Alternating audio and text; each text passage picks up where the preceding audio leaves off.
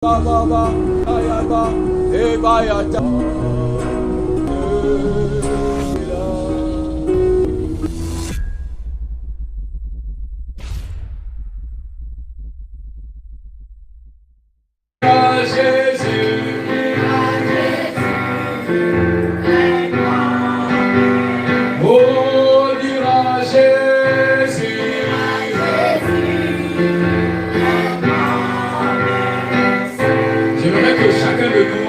Appelle quelqu'un qui est dans la souffrance et puisse voir cette personne dimanche prochain dans cette église. J'aimerais que chacun de nous ici appelle n'importe quelle personne qui est dans son cœur. Que chaque personne qui se trouve dans la souffrance, une personne perdue qui n'a pas connu le Seigneur, une personne qui a perdu son premier amour, j'appelle ici à l'existence toutes ces personnes maintenant. J'appelle l'existence que ces personnes reçoivent le Seigneur. Que ce n'est qu'à chaque personne qui est en train de suivre ce culte, que ce soit en direct, que chaque personne reçoive le renouvellement de son esprit. Que chaque personne reçoive le renouvellement de son cœur. Que chaque personne reçoive le renouvellement de son entreprise.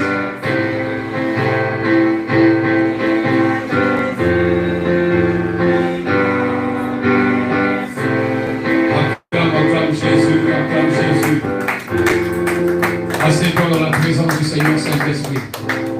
Mon ami, à quoi ça sert de lire la Bible si tu ne la comprends pas? Si les choses ne changent pas, si tu ne prends pas de décision d'être toi-même un bulldozer, pourquoi ça servirait que je te lise les paroles de Dieu si tu n'es pas conscient de ce que tu peux apporter à Christ lui-même? Même dans le fait des offrandes et des dîmes, tu ne maîtrises même pas ce que tu fais. Tu ne sais même pas que chaque grâce, chaque bénédiction de Dieu doit être déclenchée par toi. Tu dois déclencher cela. Tu peux gêner pour quelqu'un qui n'a pas encore reçu le Seigneur. Tu peux faire un jeûne d'un jour, de 2 jours, de 3 heures, de 6 heures. Un jeûne et prière pour déclencher à ce que celui qui avait perdu l'amour peut revenir à Christ. Je me souviens que Dieu avait suscité une dame pour moi. Et que lorsque cette dame a prié, Dieu a suscité cet amour. Et l'amour est revenu. Et depuis 2006 jusqu'à aujourd'hui, ce n'est que de croissance en croissance. La Bible dit que David a été loin à l'âge à peu près de 15, 16, 17 ans. Mais ce n'est qu'à 30 ans que David a commencé à gouverner. La Bible dit que Joseph, à l'âge de 17 ans, fut vendu par ses frères. Mais lorsqu'il est arrivé même chez Potiphar, même pour les rêves, dans Genèse 41, c'est à l'âge de 30 ans que Joseph a commencé à régner. La Bible parle de Samuel, qui a été sevré à 2-3 ans, et à 4 ans, on lui a mis à côté du coffre de Dieu. Mais pendant plus de 20 ans plus tard, lorsque le coffre de Dieu est allé chez les Philistins et a fini chez Aminabad, les héritiers, celui qui gardait le coffre, c'est 20 ans plus tard que Samuel et les gens sont venus voir Samuel. Et lorsque les 30 ans sont arrivés, Samuel a commencé à gouverner. Il y a un temps que Dieu met dans ta vie. La Bible dit que Jésus-Christ est né et à 12 ans, Jésus-Christ parlait dans les synagogues, expliquait les choses de Dieu. Mais ce n'est pas là que Jésus a commencé à régner. Jésus a commencé à régner à l'âge de 30 ans. Ce n'est pas parce que j'ai eu 30 ans que j'ai commencé à régner, mais c'est Dieu qui a permis à 30 ans que je puisse commencer le ministère. Lorsque la chose se fait rare, lorsque la porte se fait rare, beaucoup de hommes et de femmes se lèvent pour compter afin que cette porte ne soit pas vue par les gens. Lorsque la chose se fait rare, les personnes viennent couvrir même la chose, viennent fermer même la bouche des gens et ferment les yeux pour que les gens ne voient pas et réellement la chose que Dieu a donnée. Parce que les hommes ont tendance à croire que s'ils le font, c'est cet homme qui sera heureux et il sera vu. Quand ils font le piétiner pour que Jésus ne le voit pas. À chaque instant, lorsque l'or arrive, les hommes veulent être seuls à prendre de l'or. Les gens peuvent faire les complots contre toi. Les gens peuvent faire toutes choses contre toi. Mais tu partiras de distance et tu retrouveras la porte, tu sortiras et tu trouveras la nourriture en abondance. Il n'y a rien du tout, mon frère. À quoi ça te servirait que je te lise tous ces versets bibliques? À quoi ça va te servir? Puisque tu ne prends pas le temps même de les lire. Ta vie est importante pour toi. Car la grâce de Dieu est sur toi. Ta fille était le dernier de sa lignée. Mais Dieu a dit, ce n'est pas ce que les hommes voient que j'apprécie, mais c'est ce que j'apprécie moi que tu vas faire. N'oublie jamais les temps que Dieu a mis en toi. Ce n'est pas parce que j'ai eu 12 ans que je me suis levé parce que j'ai lu que Jésus avait 12 ans, une fois dans l'église. Non, c'est à 12 ans que j'ai accompli que Jésus-Christ finalement était Dieu. Sur la montagne, une grande montagne dans la forêt. Pour aller à cet endroit, il a fallu que je dise à mon père que je vais étudier les leçons. Mais je mettais mon jeté en bleu et mes cahiers sous les aisselles. Mais j'allais chercher Jésus-Christ. Ce n'est pas parce que j'ai accompli les 12 ans. Et lorsque les 30 ans sont arrivés, je quittais un travail extraordinaire. Un travail où l'honneur et la gloire étaient là. Mais Dieu avait mis un terme à ces choses. Et les 30 ans sont arrivés. Et Dieu a dit, c'est maintenant que tu commences ton ministère. Et jusqu'aujourd'hui, le Seigneur est avec moi. Si tu crois en cet homme de Dieu, si tu crois en Dieu et à la parole de Dieu, nous allons drainer, nous serons des bulldozers, nous allons déraciner, nous allons lever les pieds, nous enlèverons les montagnes, nous les déplacerons. Lorsque l'évangile n'est pas en toi, tu as l'impression que le pasteur que tu fais, oh, il est celui que Dieu a accompli les choses. Mais Jésus a nommé 12 disciples. C'est pour que André montre le chemin de la veuve de Naïm. C'est pour que Philippe, plus tard, puisse prophétiser et proclamer la parole de Dieu. C'est pour que Matthieu puisse emmener tous ses amis qui étaient des républicains vers Jésus-Christ. C'est pour que Pierre donne sa part lorsque Jésus veut prêcher. Jésus était fils de Dieu, mais il ne peut pas faire l'œuvre seul. Et les hommes croient que l'homme de Dieu doit tout faire. Les hommes rentrent dans l'église avec des gros torses pour croire qu'ils sont importants en vie de l'homme de Dieu. Lorsque tu viens à l'église, tu as ta tâche à toi à accomplir. Parce que tu rentres et tu sors et tu trouves la nourriture en abondance. Tu es juste à côté de l'homme de Dieu, mais toi aussi tu as ta tâche à accomplir. À quoi ça sert que je te donne des prédications sur modèle, à te définir les choses pendant que tu es en train de te perdre? À quoi ça sert que je prie avec toi tous les 19 heures, mais je trouve que ta vie est en lambeau? À quoi ça t'aurait servi que je te récite les histoires de la Bible, de ce que les hommes ont vécu, alors que ton histoire ne décolle pas? Qu'est-ce que tu viens chercher ici? Ta vie chrétienne dépend de toi-même. Que tu sois en ligne, que tu sois en présentiel. Alors les hommes et les femmes qui croient qu'ils ne vont pas venir dans un lieu de culte parce qu'ils veulent saboter l'église, ils sont en train de se mettre des charbons ardents sur la tête. Ils sont en train de se mettre la sorcellerie sur leur tête. Ils sont en train de se mettre des ténèbres sur leur tête. Il est temps pour eux de se repentir. Rien du tout.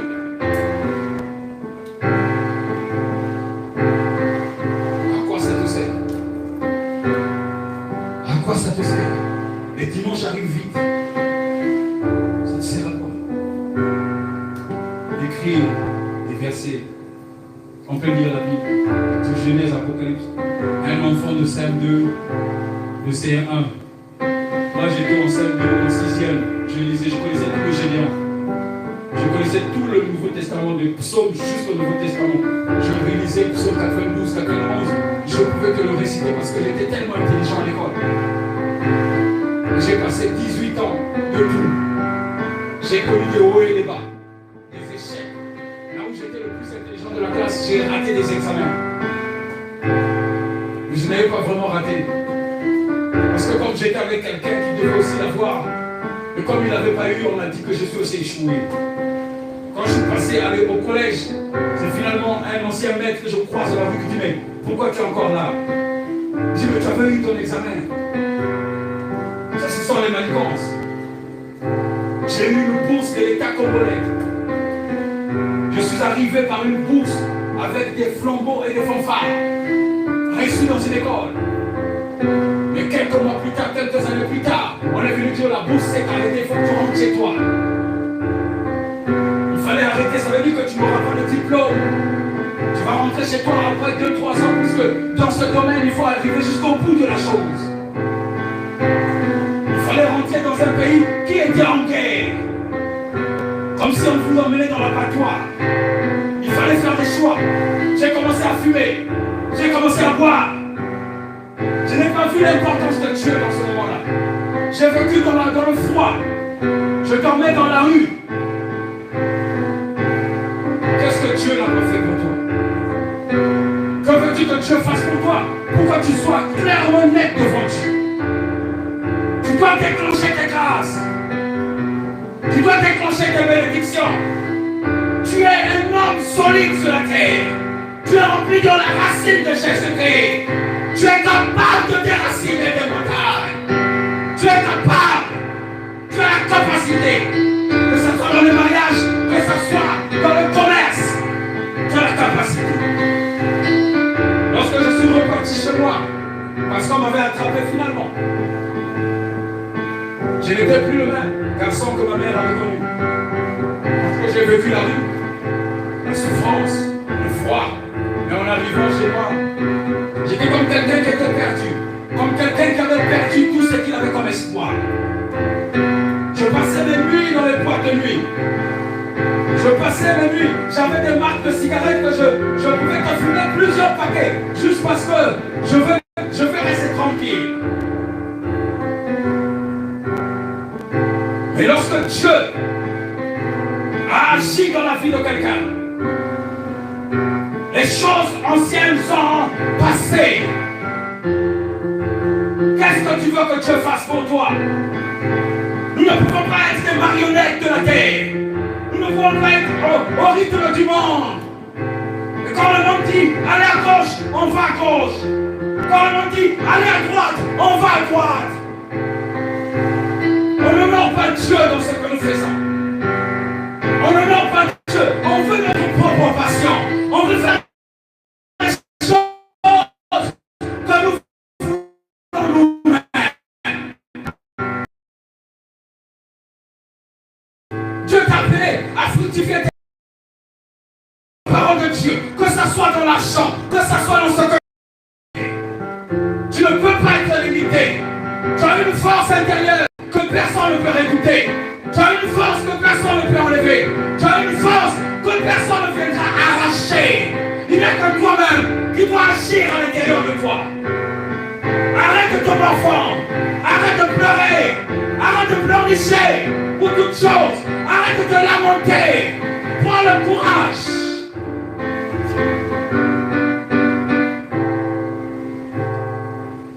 Prends le courage dans ta vie. Lorsque j'étais en train d'écrire cette prédication, je n'ai pas rempli de feu. J'ai seulement lu la Bible. Et le Seigneur me disait ceci, que je veux que tu parles à ce peuple avec ton cœur. Les David ont réussi, c'est vrai. Les Moïse sont arrivés, c'est vrai. Jésus est passé à la croix, c'est aussi vrai. L'apôtre Paul a réussi, c'est vrai. Pardon. Mais toi, tu es plus que les gens de l'Ancien Testament. Parce que tu as le Saint-Esprit. Tu as le GPS. Le Saint-Esprit te dira des choses. J'étais en train de faire une réunion de parents d'élèves. Nous avons prié à 19h. Ma mémoire était effacée. J'avais complètement oublié qu'à 19h nous aurons prié. Quand il est arrivé 18h47, l'Esprit dit tu as un rendez-vous. Je cherche dans toute ma tête. Je n'ai vu aucun rendez-vous avec tes hommes. J'ai appelé la personne qui dirigeait la professeure principale de ma fille. Au moment où je l'appelais, elle parlait encore. Jusqu'à ce qu'elle a fini, il était 50. L'Esprit est pressé de me dire lève-toi et pars. Et lorsque je suis arrivé, la femme est arrivée. Elle a traversé tout le couloir. C'est la prof de français derrière toi. Et entend une personne venir. Et c'est approché, j'ai dit, mais quelle agressivité. En fait, elle tendait l'oreille pour voir ce que je devais dire, on avait des masques. J'ai dit à la dame, maintenant il faut pas que j'ai rendez-vous. La dame me dit, ok. Elle a fait son speech pour dire, il y a une dernière chose que tu dois savoir. Elle a dit 2 minutes, c'était pressé. J'ai emballé les choses. Je suis arrivé dans la rue. C'est quand je suis arrivé, j'ai pris ma voiture. J'ai dit, mais je n'ai pas de rendez-vous. Laisse-moi dire que tu as un rendez-vous. Et j'ai démarré ma voiture. J'ai cherché dans ma tête. Je me suis dit, peut-être qu'il y a quelque chose que je devais acheter. Peut-être à l'école, je ne sais pas. Mais je dois d'abord aller à la maison. C'est quand je suis arrivé à la maison, quand j'ai ouvert la porte, j'ai vu ma femme en train de prier. J'ai dit, alléluia. C'était le rendez-vous avec le Seigneur. Le GPS te conduit. Le GPS te conduit. Le GPS te conduit.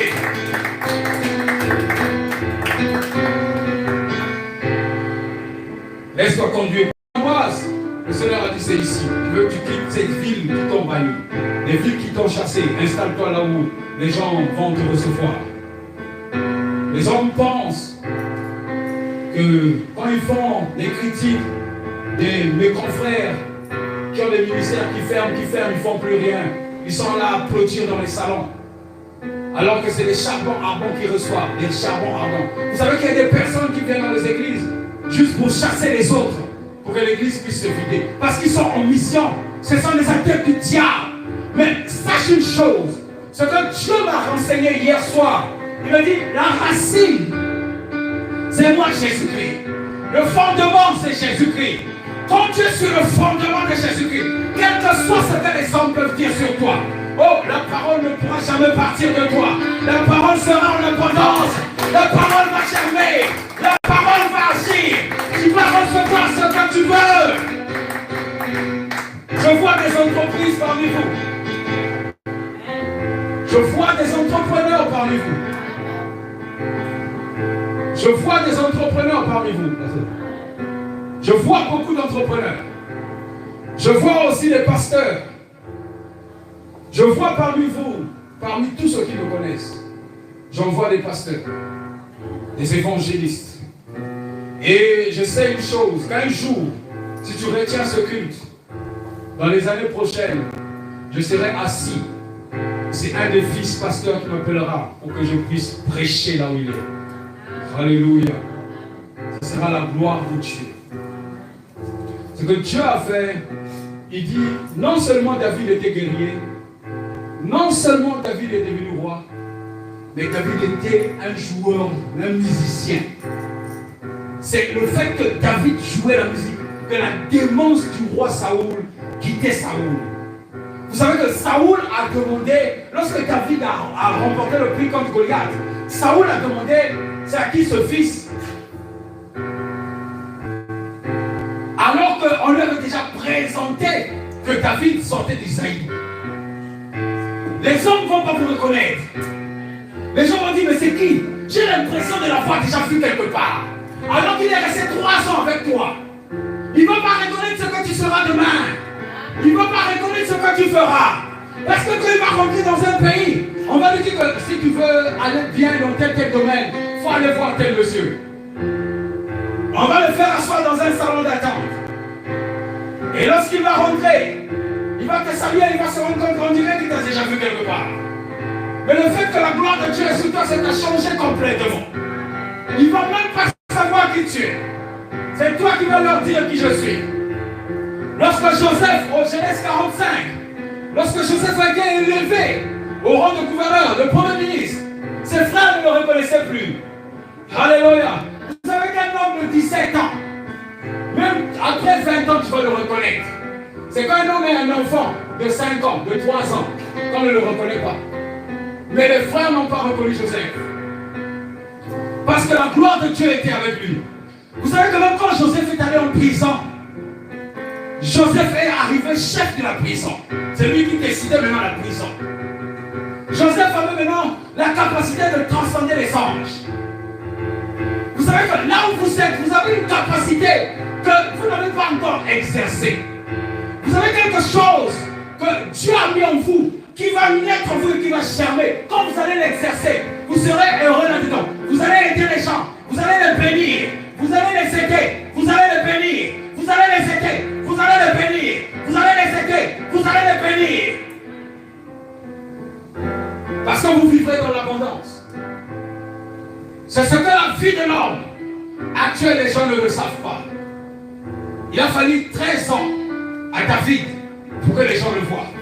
Il a fallu 30 ans à Jésus pour que les gens voient. Il a fallu beaucoup d'années à Moïse, 80 ans, pour que Moïse, que les gens voient les choses en lui.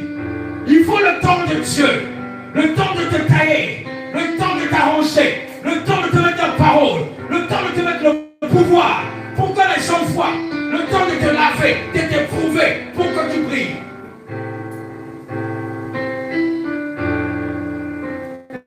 Merci Jésus.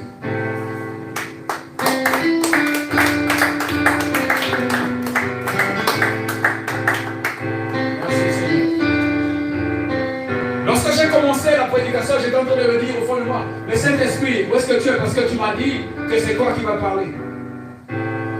J'étais en train de prier au fond de moi. J'étais en train de me dire, mais Saint-Esprit, où est-ce que tu es? Et c'est quand le Saint-Esprit dit, attends, laisse-moi faire. De la même façon, quand tu laisses le Saint-Esprit faire, il fait toutes choses. Nous étions au virage de Carrefour. J'ai perdu le contrôle de ma voiture. J'avais les enfants qui criaient derrière. J'avais ma femme, c'était un gros véhicule. Et il y avait du gasoil qui était jeté par terre. J'ai perdu le contrôle de la voiture. Et lorsque j'ai invoqué le Saint-Esprit, j'ai dit, Saint-Esprit, Seigneur Jésus, prends le contrôle de la voiture. Le volant s'est redressé et la voiture arrivait. J'ai pu freiner et je n'ai pas eu d'accident. Il y a des choses que tu as fait dans ta vie. Les petites choses, tu dois les honorer. C'est dans les petites choses que tu honores Dieu. Il y a beaucoup de gens qui sont morts ce matin. Il y a beaucoup de gens qui ont eu des accidents ce matin. Il y a beaucoup de gens qui sont malades. Il y en a plein qui posent la question qu'est-ce qu'ils vont manger. Mais Dieu t'a fait la grâce d'être en vie. De ne même pas te soucier de quoi tu mangeras, de quoi tu seras vaincu.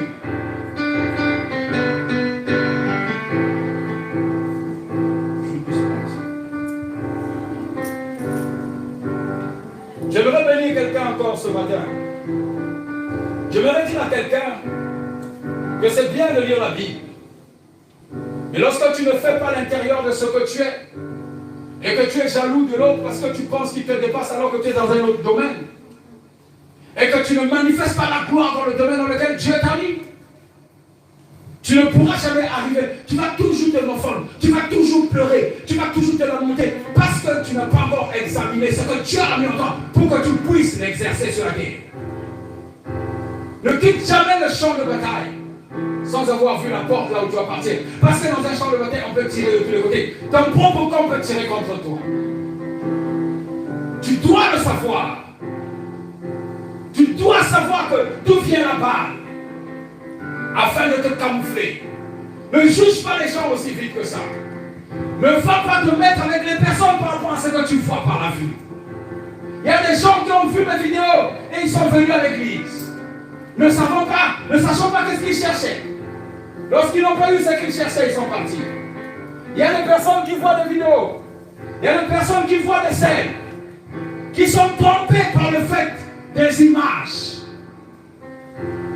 Et après, ils commencent à même à pécher pour dire, Seigneur, pourquoi il marche? Mais ça marche, mais moi ça ne marche pas. Alors que c'est une vidéo. Il y a des personnes qui s'associent à d'autres, juste par un intérêt. Mais lorsque l'intérêt ne va plus marcher, les personnes ne peuvent plus s'associer. C'est pour cela que tu dois être toi-même un homme, une femme intérêt, une personne capable d'agir seule, capable même solo tu peux agir. Et que quand il y a des gens tu agis, quand il n'y a pas des gens tu agis, quand il y a le peuple tu agis, quand il n'y a pas le peuple tu agis, quand il n'y a pas la famille tu agis, quand il y a la famille tu agis, quand il y a l'argent tu agis, quand il n'y a pas d'argent tu agis, quand il n'y a rien tu agis.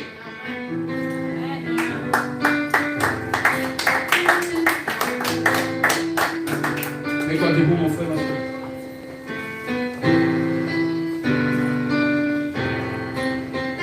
Nous sommes à la porte de l'amour. et de citer cette porte. Baba, Ayaba, Ebaya,